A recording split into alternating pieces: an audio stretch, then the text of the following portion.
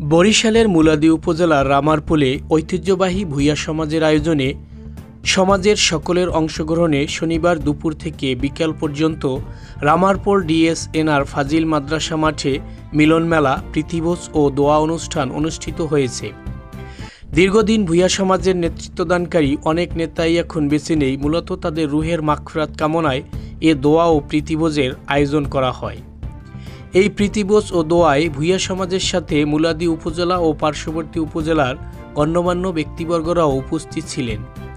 এ সময় প্রীতিভোজ ও দোয়ায় অংশগ্রহণকারী সকলকে অভ্যর্থনা জানান মোহাম্মদ জালাল উদ্দিন ভূঁইয়া, বিএম জাকির হোসেন, মোহাম্মদ মুজিবুর রহমান শরীফ, মনিরুজ্জামান জুয়েল ভূঁইয়া, আলী আজম ভূঁইয়া, সানোয়ার ভূঁইয়া, মোহাম্মদ জসিম উদ্দিন ভূঁইয়া, রাজীব হোসেন ভূঁইয়া, মাজারুল ইসলাম সুমন ভূঁইয়া সহ অন্যরা। এ নিউজ 24 নিউজ ডেস্ক।